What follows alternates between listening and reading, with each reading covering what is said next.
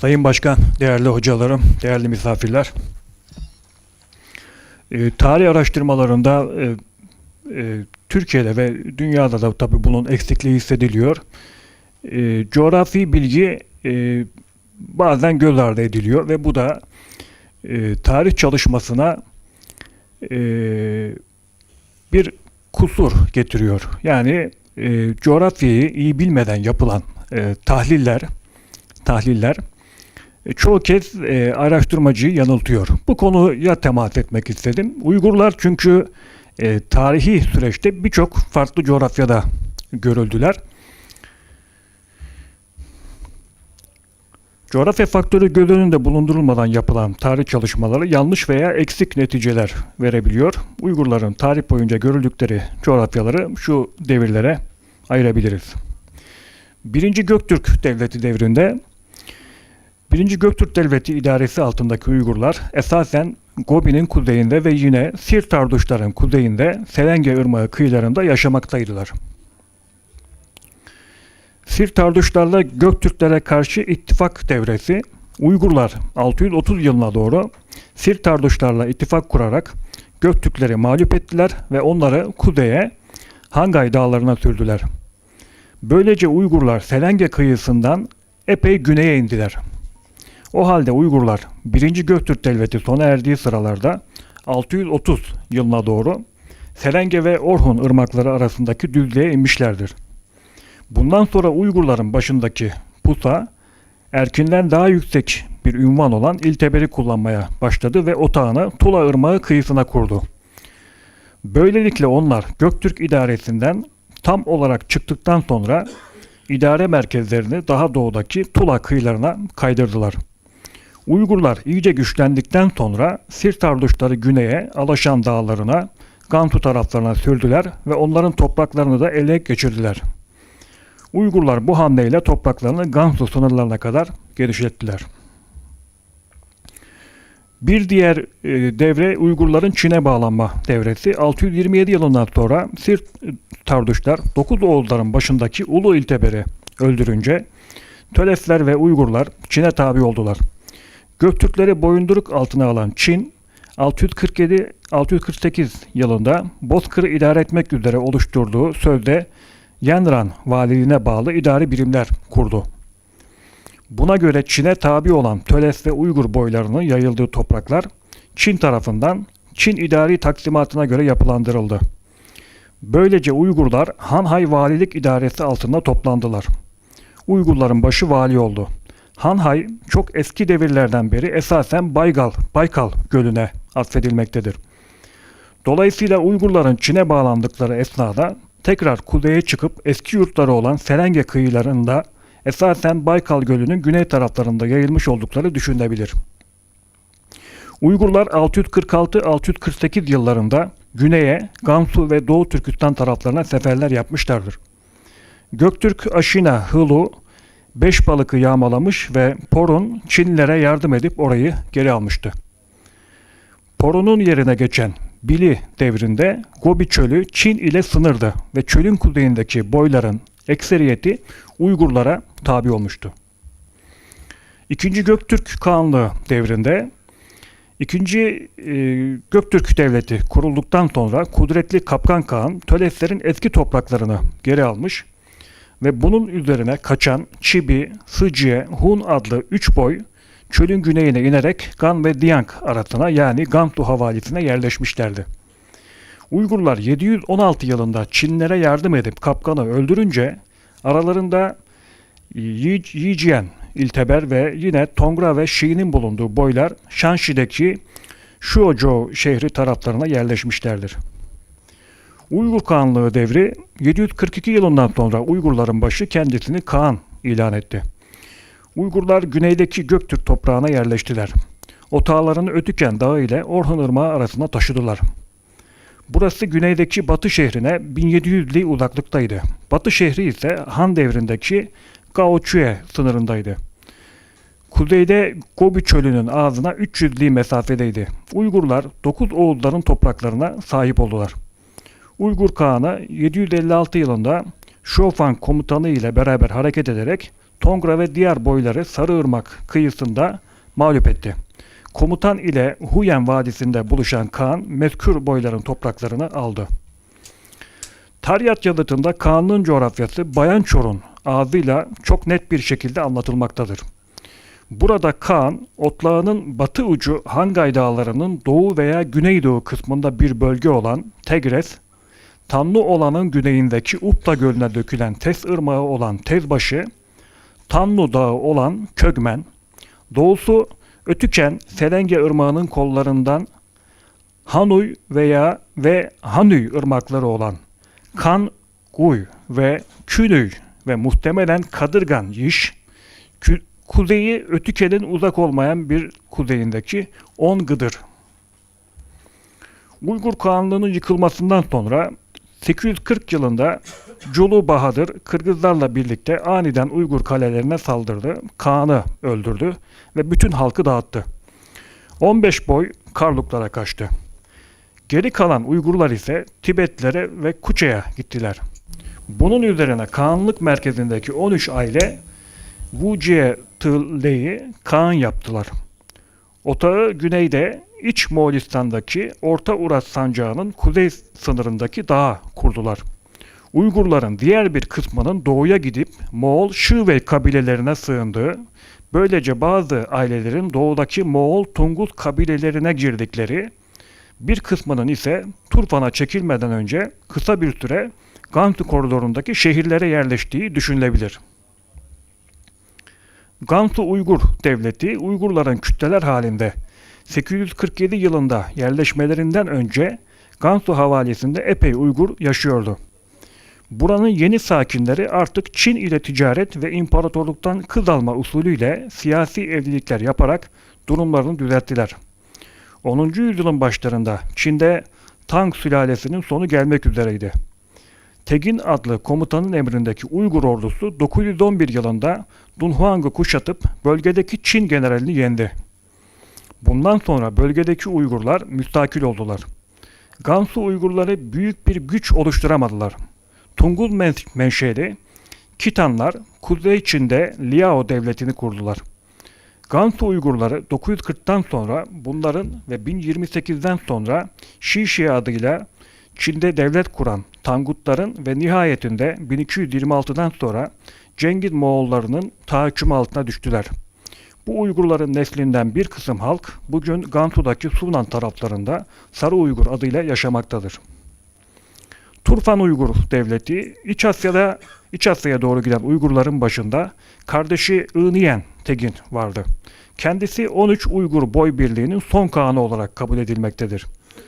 Batıya giden bir Uygur kolu Tanrı Dağları Beşbalık Turfan taraflarına yerleşerek 856 yılında Mengli'yi kağan seçtiler. Çin'deki Tang Devleti ise Tibet istilasına karşı hemen bunları tanıdı. Çin karmaşa içine düştüğü bu devirde kendisine karşı isyan eden Beşbalık, Turfan gibi yerlerdeki valilerinin Uygurlar tarafından ortadan kaldırılmasına ve Uygurların Kumul'a kadar uzanmasına ses çıkarmıyordu. Turfan Uygurlarının kurduğu siyasi yapının güneyinde Tibetliler ve batısında Karluklar duruyorlardı. Bu devirden sonra Doğu Türkistan Uygurları Kaşgar, Beşbalık, Kuça, Turfan, Kumul gibi dünyanın en eski kültür, sanat ve ticaret merkezlerine hakim oldular. Ve çok müreffeh bir hayat sürmeye başladılar.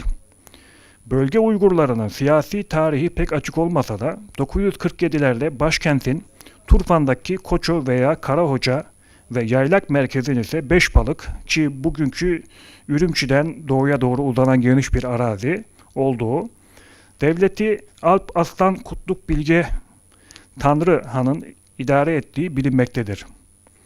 Bu Uygur hükümdarı İdukkut diye anılıyor ve başkente ise İdukkut veya İdukut şehri deniliyordu. 11. 13. yüzyıllarda Karahanlıların hakim olduğu bölgenin güneyine Hakaniye ve İdukut Uygur Devleti'nin olduğu kuzey kısmına ise Uygur Eli deniliyordu. Kaşgarlı Mahmut eserini yazarken merkez olarak İslamiyet dairesine giren Kaşgar'ı aldığı için buralar Hakaniye ülkesi ve İslam'ın henüz az yayıldığı Kuzeydoğu'daki arazi ise Uygur Eli olarak adlandırılıyordu. Reşidüddin ise Cami-i Tevarihinde burayı Uyguristan olarak kaydetmiştir. Bu yere 14. yüzyılda Moğolistan denmiştir. Çünkü buralar Cengiz Han'ın evladı Çağatay'ın toprağıydı. 19. yüzyıla kadar bu adlandırma devam etmiştir. Bu tarihi zemin ve zikrettiğimiz çeşitli coğrafyalara göre bir değerlendirme yapmak istiyorum. Asıl yurtlarının Selenge kıyıları olduğu ve kağanlıkları yıkıldıktan sonra esasen Beşbalık ve Gansu'ya kaçtıkları söylenen Uygurların 7. yüzyılın başlarından 9. yüzyılın ortalarına kadar olan 250 yıllık devrede sırasıyla 1. Göktürk Kağanlığı'na tabi oldukları esnada Baykal'ın güneyi Selenge kıyıları, Göktürklerden ayrıldıkları esnada Selenge-Orhun ırmakları arası Tula Irmağı kıyıları, İkinci Göktürk Devleti esnasında yine muhtemelen daha kuzeydeki Selenge Irmağı kıyıları, Gansu ve Şanşi, Uygur Kağanlığı esnasında Orhun Irmağı, Ötüken Dağı arası, Kağanlığın yıkılmasından sonra ise Doğu Türkistan, Doğu Türkistan'ın batı kısmındaki Karluk toprakları, İç Moğolistan, Gansu gibi yerlerde kitleler halinde görülmektedir. Uygur tarihi ve kültürünü anlamada bu devreleri iyi bilmek gerekmektedir. Böylece şu neticelere varmak mümkündür. Uygurlar tarih boyunca temelde bozkırlı ve yerleşik olmak üzere iki tür hayat tarzının çeşitli yelpazelerinde gezinmişlerdir. Onlar bulundukları coğrafyaya göre bozkırlı, yarı bozkırlı, çiftçi köylü, çiftçi çoban ve şehirli hayat tarzını benimsemişlerdir. Uygurlar coğrafyanın gereklerine göre geçinmek için çobanlık, çiftçilik, tüccarlık, zanaatın türlü kollarında ustalık yapmışlardır. Her bir meslek etrafında şekillenen farklı bir ruh hali, hayat tarzı ve kültür söz konusudur.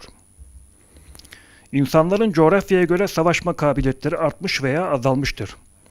Selenge kıyılarındaki Bozkırlı Uygur ile Turfan Ovası'ndaki Bağcı Uygur'un savaşma kabiliyeti aynı değildir.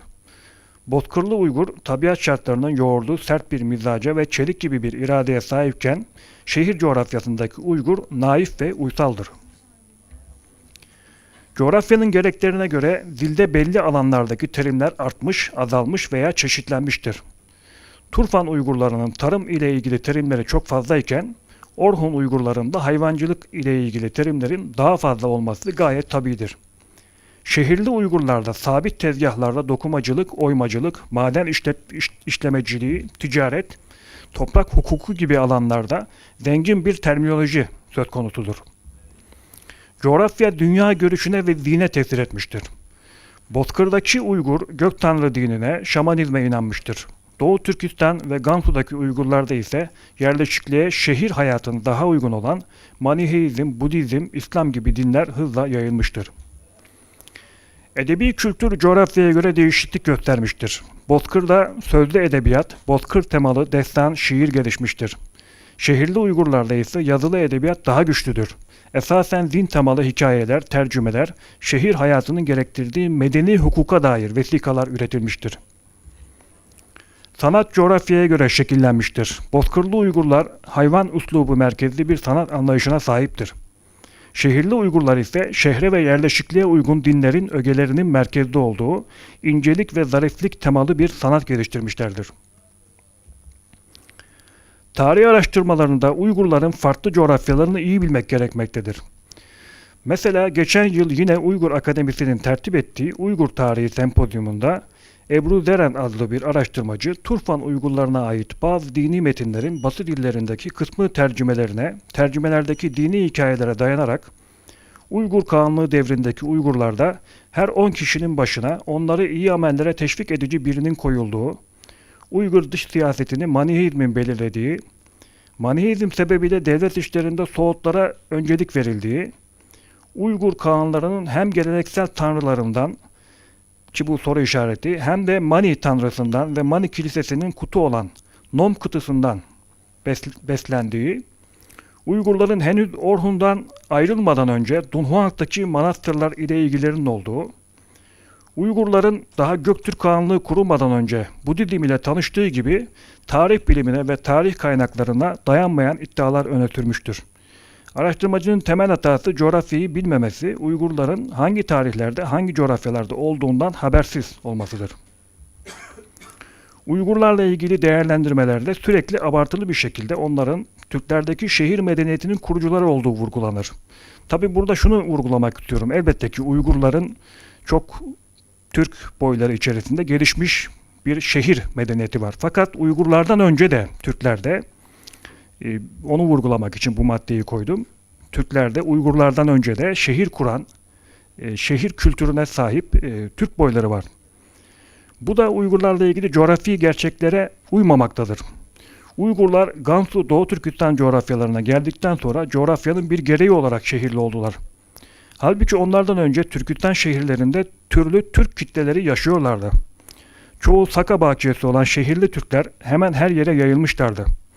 Yine mesela Töleslerden bazıları çok daha erken devirlerde Turfan'a, Kuşanlar ve Akumlar ise Afganistan coğrafyasına yerleşip yüksek bir şehir kültürü tesis etmişlerdi. Uygurların tarihini araştırırken mutlaka ilgili tarihte hangi coğrafyada olduklarını bilmek lazımdır. Tarih araştırmalarında Uygurların Maniheizme ve Budizme girdikten sonra savaşçı özelliklerini yitirdikleri vurgulanmaktadır. Din elbette ki çok mühimdir ama esas olan coğrafyadır.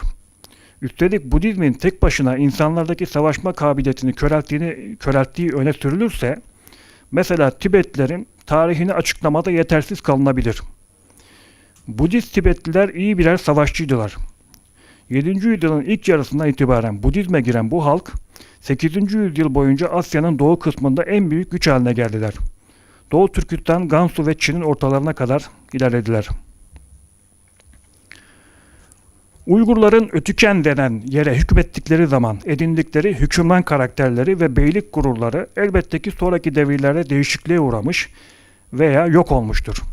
Bu eski efendiler ve dünya devletini idare eden insanlar kutsal merkezden ayrılınca Tanrı'nın verdiği kutu yitirmiştir. Onlar terk ettikleri coğrafya yüzünden artık tüm Türkleri idare etme hakkından mahrum kalmışlardır. Bu Ötüken konusu çok önemli.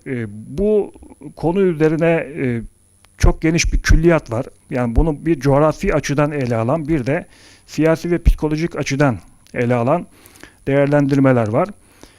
Bozkır'da büyük bir devletin Ötüken'i elde tutması gerektiğine inanılmıştır eski Türk çağında.